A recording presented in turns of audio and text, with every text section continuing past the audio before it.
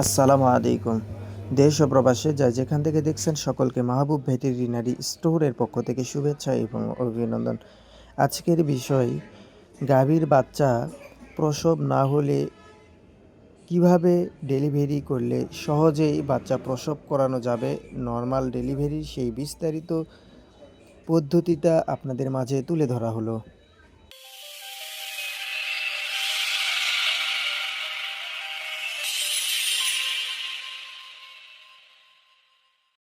আপনারা যে গাভীটি দেখছেন এই গাভীটি দীর্ঘ সময় ধরে ডেলিভারির ব্যথা উঠেছে, তবুও ডেলিভারি হচ্ছিল না। এমতো অবস্থায় গ্রামের কিছু খামারি এবং খামারি নিজেই দীর্ঘ সময় প্রচেষ্টা চালিয়ে যায়, তবুও এই প্রচেষ্টা তাদের বিফলে চলে যায়, কোনোভাবেই ডেলিভারি করাইতে পারে না। অবশেষে আমাকে ফোনের মাধ্যমে জানায় যে গাভীটির বাচ্চা হচ্ছে না। তখন আমি দ্রুতই তাদের কাছে ছুটে যাই। আমরা যারা গরু লালন পালন করে থাকি আমাদেরও এই ধরনের পরিস্থিতির সম্মুখীন হতে পারে।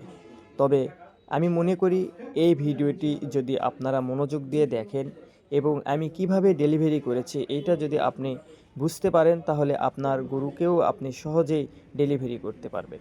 প্রথমে আমি গরুর পায়ে একটি নরম দড়ি বেঁধে নিলাম, যাতে বাছুরের পায়েও আঘাত কম লাগে। এই ধরনের একটি দড়ি নিতে হবে এবং কৌশল অবলম্বন করতে হবে। প্রথমে আপনাকে পা বের করে নিয়ে দড়ি বেঁধে নিতে হবে। তারপর আপনার হাত দিয়ে মাথা, বাছুরের যে মাথা রয়েছে সেই মাথাকে সামনের দিকে নিয়ে আসতে হবে। যদি মাথা তার পজিশন মতো না থাকে, এই পজিশন করাটাই হবে আপনার আসল কাজ। আর এটাই যারা পরিবেশ তৈরি করতে পারে তারাই সহজে ডেলিভারি করতে পারে।